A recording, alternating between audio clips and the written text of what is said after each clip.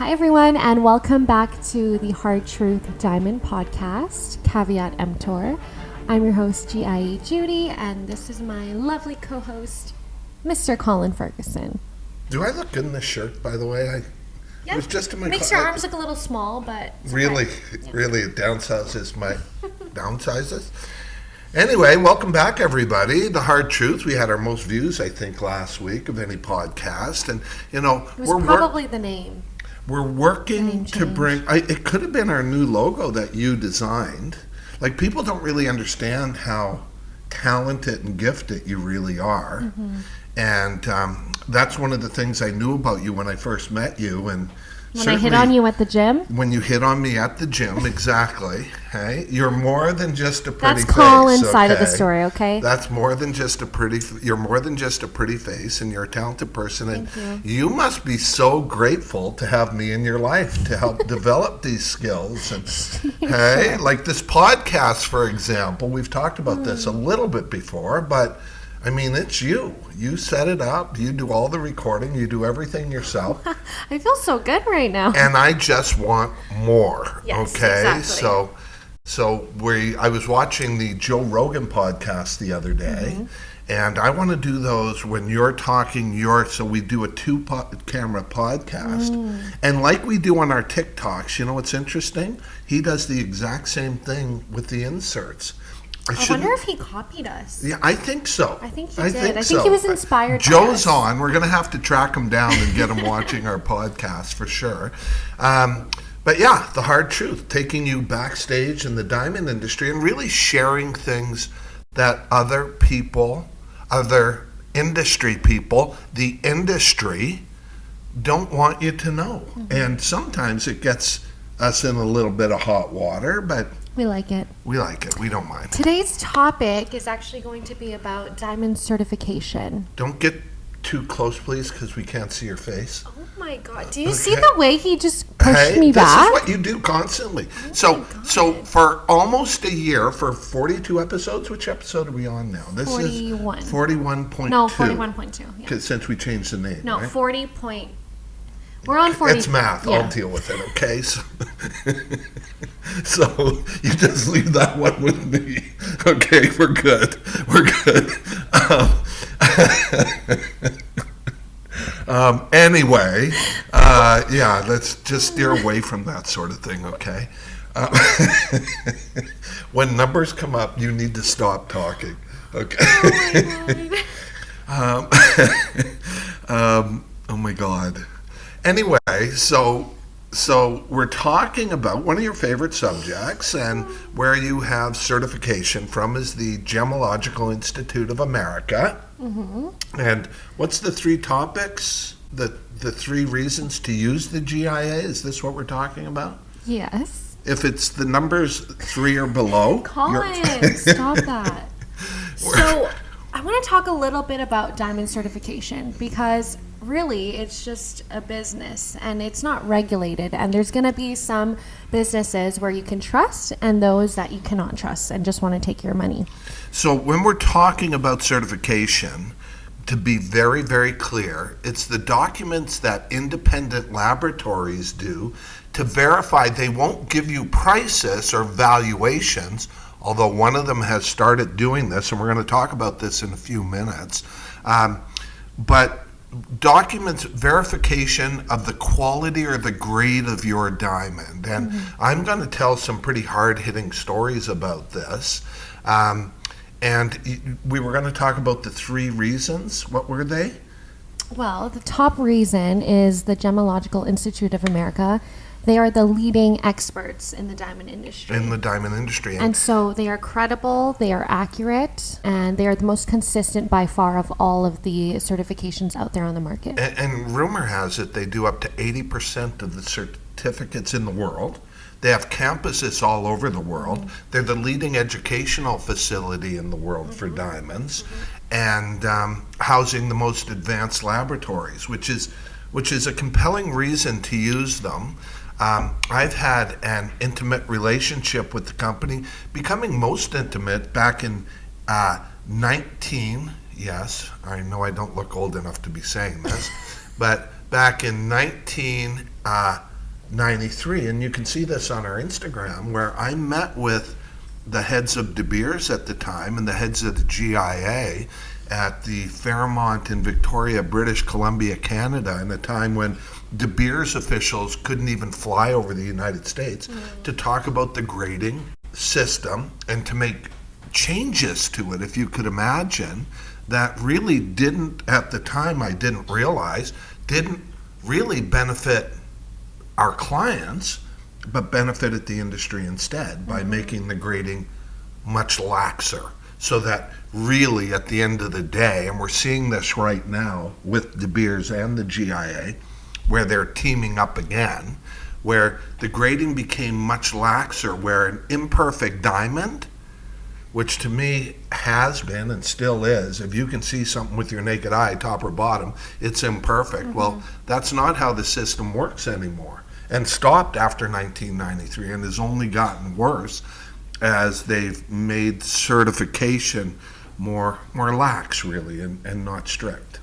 So, you know our views on the 4 Cs anyway. They're Developed in 1939. far short of what you need to know. So let's talk about some of those certifications. GIA certifications. Do I need to get the corrective toothpaste out You need again? to enunciate. Okay. Okay. What is that the latest problem with me? Is enunciation? Of many other problems. Okay. So let's talk about the fact that GIA certifications for lab Certifications?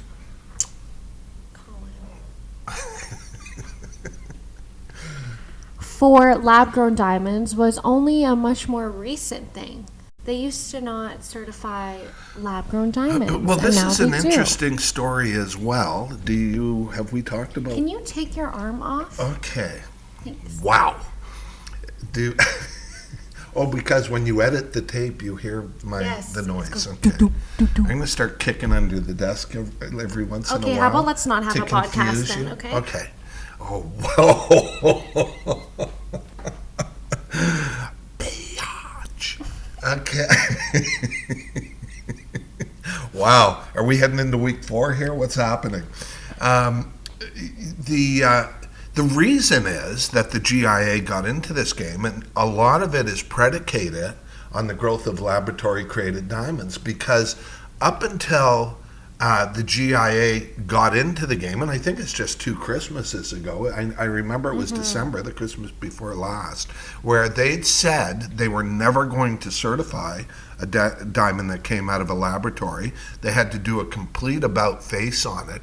And you're going to see a lot of what's going on in the industry today is predicated upon the rise, the meteoric rise, and I don't mean meteoric like, not good, but like a meteor rising through the sky. This stuff is coming. It's coming hard and fast, and the industry, the traditional side of the industry, the non-progressive side of the industry, is really trying to do everything they can to slow it down. And so this was one of the big steps. And for me, I felt hell had frozen over when they came and they said they were going to do it. And this is part 2 of what we're going to talk about, is the difference in these certifications is, IGI certifications. There are companies in the world that can certify diamonds. If you want to open one today with no background in the industry, you can open one and start certifying diamonds. Right, because it's not a regulated industry. Anybody could open up. Anybody can open up. you know. And so because of that, and like Judy said, it's a business. And there are good ones and there are bad ones. And I will say, though, IGI was, I think, the first laboratory to actually certify lab-grown diamonds. That's right. And However, they did super well from it because, well, they were the only ones at the time. well, it was, I think the GIA got a little bit of mud on their face in that, where they refused. And, it was the ostrich approach, I think, is they stuck their head in the sand and said, this isn't going to become anything. And boy, has it become something. And it's funny because, when I get up and read and I send you some of these articles, I mean, it's massive. It's really kind of taken over the industry. There was a recent news article on certifications and how the GIA was doing everything digital, and now they have retracted and doing it by paper now. It's really So interesting. Do we want to talk about that? I'd love to talk about that because, as you know, I love to talk. And, it's funny because I don't understand. I read about the industry. I get up every morning. I've been in the industry at all levels, from the mine to the marketplace. I probably know as much or more about the industry than most people, top people in the industry globally, because of the positions I've held. But, and today with what we're doing in the industry with our direct brokering and complete elimination of middlemen, which it's 2023, should be there. Like, if you're paying middlemen in the diamond industry today, including a jeweler for your diamond, that's crazy to me. But education, and so we're trying to educate our clients and the industry in general on what really goes on. But what did you just ask me about? The article that came out recently. About the GIA and De Beers getting together to trace the history of diamonds? No, because that one just came out. You're talking about the article. How GIA is now going the paper route. Oh, that's right. So a couple years ago, I read the most interesting article that the GIA very progressively was going to save paper.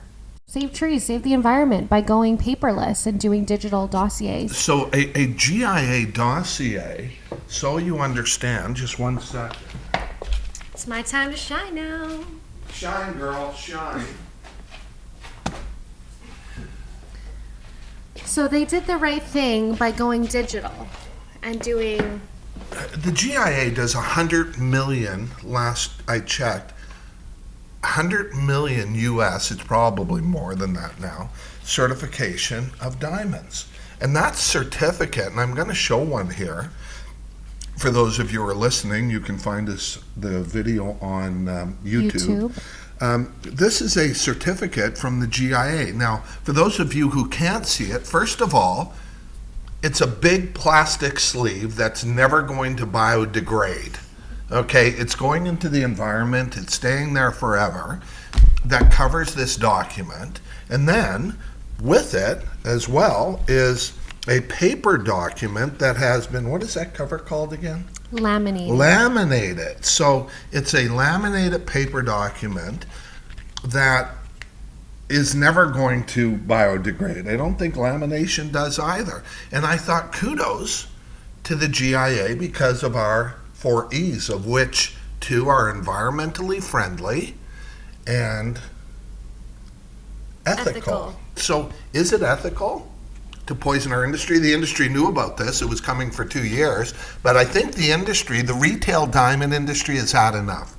They're dealing with lab-grown diamonds. They're dealing with all these issues. They're still dealing with the blood diamond issue and the ethical side of the business. And the pushback to simply put the certificates online, and you have to understand, you can go check your certificate online today. You really don't need this. It's not necessary in 2023. And because it changed the way they sell diamonds, imagine not making the ethical and environmentally friendly choice today. They brought it back. It's... That's going to slap in your ear. But I hope that the listeners hear that, because they brought it back. Why? Because they capitulate to whatever the industry wants. And then it goes to this level of misrepresentation. I mean, why? What is it about your selling practice you can't have the GIA certified? It's more secure. They said it was security reasons. It's more secure if you log into the GIA to verify your diamond. Everybody's got a computer. Everybody's got a phone. It's other stuff that's going on. But, it's, again, a pushback against lab-created diamonds, because lab-created diamonds are so progressive. Right? And it's clearly the mind side of the diamond industry that pushed them to revert back to using paper certificates. Yeah, it's quite an interesting story. It is interesting. And as number 3, and because I gotta go here, He's got some you- problems. I'm sitting beside one of them. Okay, is is the difference in the labs is number 3. I think we should talk about that. And the difference is, we've talked about the IGI lab. There's a lot of laboratories out there. We only recommend Gemological Institute of America, the leading educational facility, the most advanced labs in the world. And there's a reason for it. And the reason is this. I'm not going to say they're accurate every single time, because I've argued with the GIA over grades. And he's won. But I'm going to say 98% of the time. And they're the most consistent. And even they'll admit that sometimes they're off, but they'll fix it if they're wrong. But then there's laboratories, and I'm going to call them out directly, where they're not accurate. What was the word they used in the article we were talking about this morning? I mean, they're looser, I believe. Oh, they're more lax. They're more lax. They're more They're lax. looser. They're not as strict. Yeah, and so you get grades that simply aren't accurate. And so GIA certification can be the game changer. And, if you look at big companies like Tiffany, and this is why you want GIA. Tiffany stopped using GIA certification when they couldn't make margins anymore. They decided to bring it in-house, put it under their brand, and do their own certification. And I have a personal story with one lawyer who wanted to upgrade her GIA, her Tiffany diamond, with us. And I said to her, we've got to send it to the GIA to see what the real grade of the diamond is. Yeah, and we sent it in, and Tiffany had called it this color and this clarity. And according to the GIA, they were off on both. And that's the thing. You can go to any jeweler and they are not going to be accurate. They can say anything they want about the quality of your diamond. So this is an aspect of the industry people need to be aware of. So your Tiffany diamond, in this particular case, went from being in one color category, colorless, into near colorless. A huge price difference, but also a huge beauty difference. Right? So your diamond's getting ripped dark. off. Let's not piss Tiffany off too much here, but this is a reality. And I feel like you do. I just wouldn't say it, but it's fine for you to. Sue her, please. Don't sue. Okay. And number 2 is the clarity. Right? What Tiffany called VS2, the GIA said was SI1. And so Tiffany did this when Blue Nile came along. Now you'll look online and Tiffany will say, oh, we sell so many. Not as many as you used to, Tiffany, not even close. Ooh, that's a burn. Oh, well, it's the reality of it. They changed it for margins. And, when you walk into these huge brands, that's what they're doing. They're not about you getting value in your diamond. They're about them making margins. And I can't stress this enough. It's the retail diamond industry. It's been doing this forever. I'm going to get in so much trouble, but I hope they focus on you. Because I'm the suable one here, right? But this is backstage. This is where it's really, we're telling you the hard facts. So we don't recommend IGI. If you call us and you think it's a deal, which we have one now, we're doing into the US. We'll broker whatever you want, but we don't make any guarantees on it. We'll always have the best price. But I think that's kind of, it's a mistake, but it's yours to make, and we're very clear about it. And people, it's amazing because of our pricing and our credibility and our competence and our cost and our commitment to our clients. We'll have to do an episode on our force. Yeah, well, it's coming up on our new website. Wait till you see our new website. It's looking so good. It looks so good. We're going to have some special announcements about that soon. Listen, I have to go for my... It's okay. You don't need to tell them. Well, it's minor surgery. kind of plastic, really, but not really.